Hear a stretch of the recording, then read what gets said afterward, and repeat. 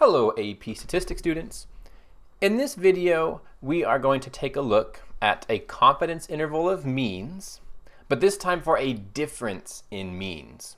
So again, we're going to have two populations, and we're going to subtract these statistics and see what the confidence interval would be for the true difference in means. Should look very similar to everything else we've done so far. We got our 4 parts: state, plan, do, and conclude. So let's do this. The Wade Tract Preservation in Georgia is an old-growth forest for longleaf pines that has survived in a relatively undisturbed state for hundreds of years. One question of interest to foresters who study the area is, how do the sizes of longleaf pine trees in the northern and southern halves of the forest compare? To find out, researchers took a random sample of 30 trees from each half, so we got our two populations, right, northern and southern, and measured the diameter at breast height, the DBH, in centimeters. And I had to look it up. Is that a thing? Diameter at breast height. And yeah, that is a thing. Because if you want to say, all right, what's the diameter of this tree? Well, of course, trees, they flay out right at the bottom, right? And that's not exactly an accurate representation of the diameter or the size of the trunk. And so, yeah, they just measure it about, right here. How thick is it right here? I'm going to go out on a limb here and say that's not a metric measurement. Get it? I go out on a limb. Still got it. So here are some summary statistics for the comparative box plots of the data. So we got our two samples here. The samples have an average and a standard deviation between them, right? We're going to use those all to find the confidence interval for the difference between the two population means. So construct and interpret a 90% confidence interval for the difference in the mean diameter at breast height of longleaf pines in the northern and southern halves of the Wade Tract Preserve. So, first, the state. We will find a 90% confidence interval for mu1 minus mu2. There's a Pokemon reference there somewhere, right? Interval for mu1 minus mu2, where, all right, so here we have to, again, state what our variables are. I can't just use mu1 and mu2 and then not say what they are.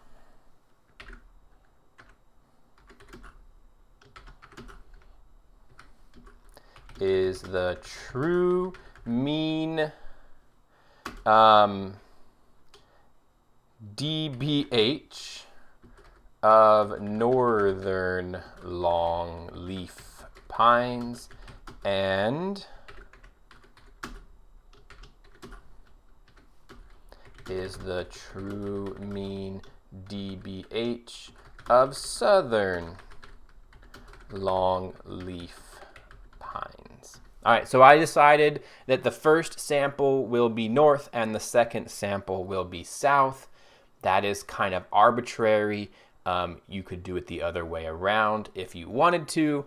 That can sometimes switch positive and negative things, right? Because it's a subtraction problem, but it's still the same information. All right, we got our state. Time for our plan. What are we going to be doing here? We are going to be doing a 2-sample T interval for a difference in population means. All right, mu1 minus mu2. Are we allowed to do that, though? Well, we got to check our conditions, don't we? So our first condition is the random condition. All right, so if you remember when we did these confidence intervals and hypothesis tests for a difference in populations, we don't just have to have random samples. There was one more word we had to put in there. Independent random samples. So yes, we have 2 independent random samples of 30 from the northern half and 30 from the southern half of the forest, I guess.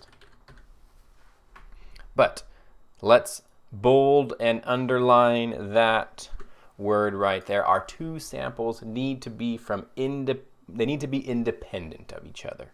Okay, that's the one difference that we got to throw in. All right. Next is the 10% condition.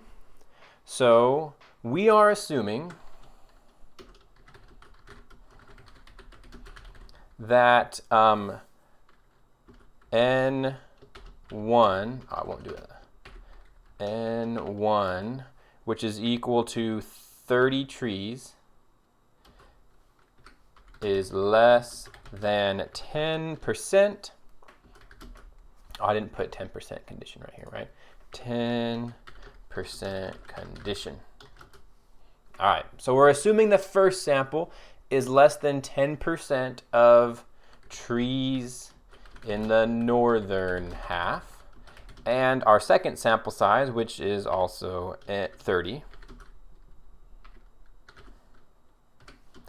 is less than 10% of trees from the southern half of the forest. All right. We don't know how big the forest is. We don't know how dense the forest is. So we are assuming this right now, right? Not a bad assumption, but it is an assumption.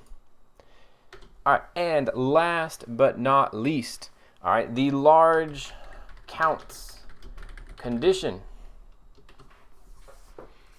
So here we get kind of lucky, all right? Our sample sizes are both 30 or bigger. So this condition is met.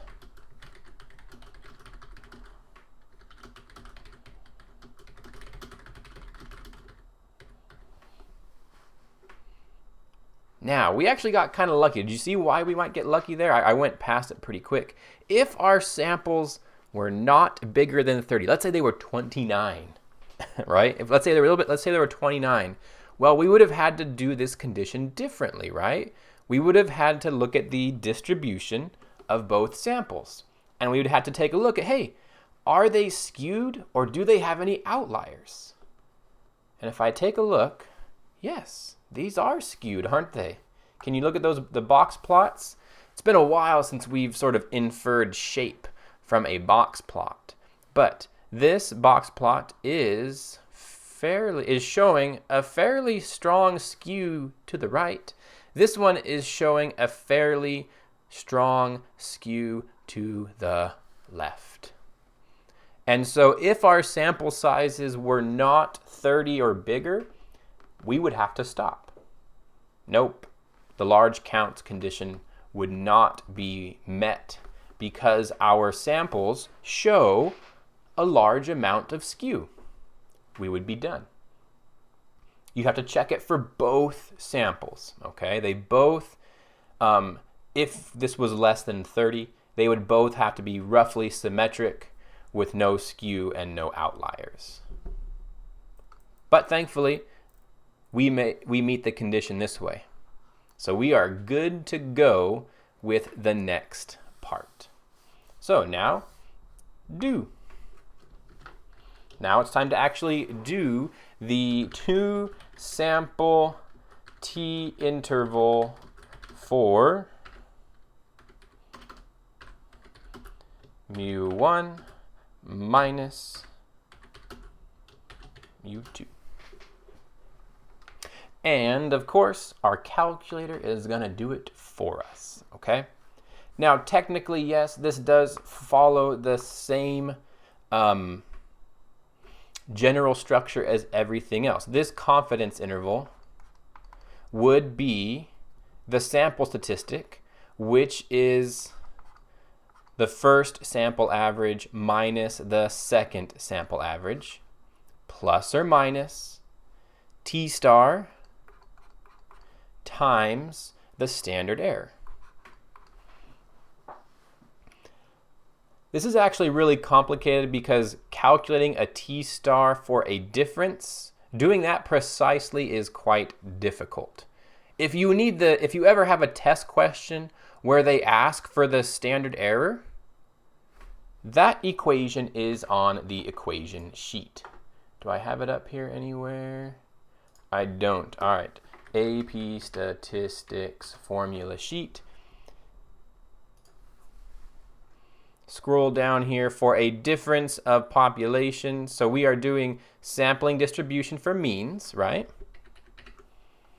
We are doing for two populations. So if there's ever a question that actually asked just for the standard error, it's right here. You take the standard deviation of the first one, square it, divided by the sample size, plus the standard deviation of the second one, divide by the sample size, and then square root it. Now, the t-star is really difficult. It's a huge, long formula. It's not in the AP Stats formula sheet, and so I don't think you ever have to do it. I don't see ever why you would need to. And so we are just going to take this whole thing and plug it into the calculator right now. So we go to Stat Tests. We need a... There it is, not a test, right? Not a test bolt. We need a 2 sample t interval. There it is, 0, right? 2 sample t interval. Again, that's why it's very important that we can name what we're doing. Because if you can name what you're doing, you can probably find it on the calculator. And then we hope that everything we need is here. Now first, where is our data coming from, our input? It's not coming from L1 and L2. We want to go over here to stats. Okay?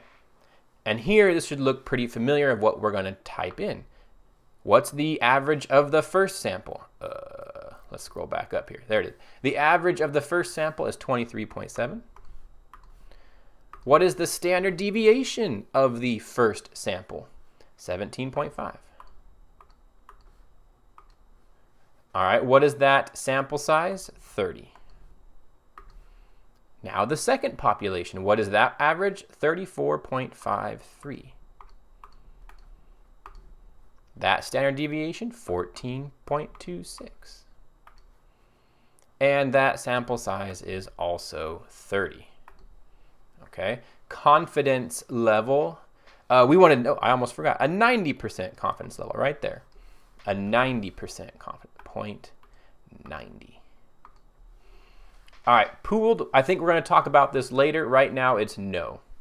Okay, we'll talk about that later. I think it's a later chapter, actually, not anytime soon. Calculate. And there we have our confidence interval. Negative 17.72 to negative 3.93.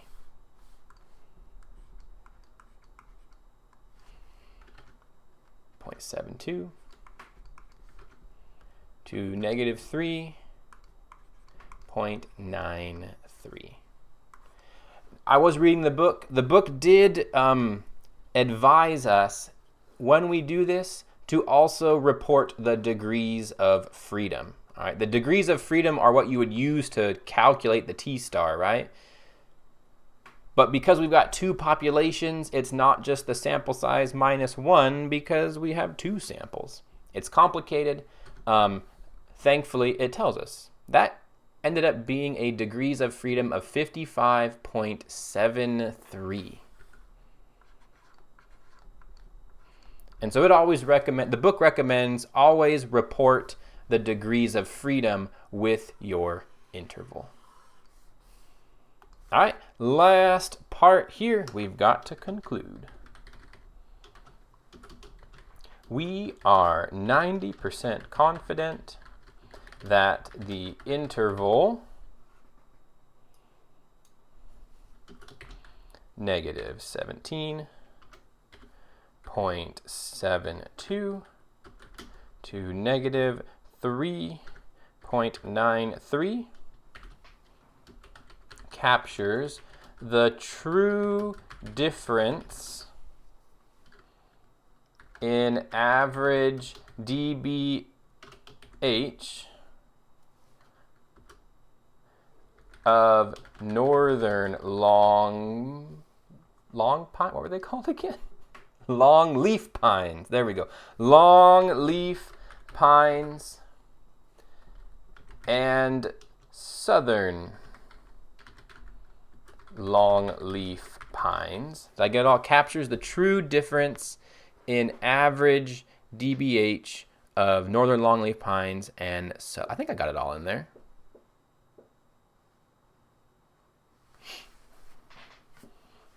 Done and done. Hopefully that sentence is fairly formulaic for us right now.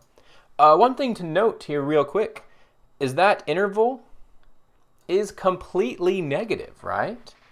So if it's completely negative, we are pretty sure here that we are 90% confident we'll get an x2. The southern ones will be bigger on average than the first ones, right? Because that subtraction problem is negative over our entire interval. So we have evidence that the average of the southerns are bigger than the average of the northerns. Just a slight interpretation there. Hopefully that whole process makes some sense. Not too much different there. You have to, don't forget to report your degrees of freedom. Don't forget to put the word independent because we have two samples. They have to be independent and random. Everything else there is pretty much the same.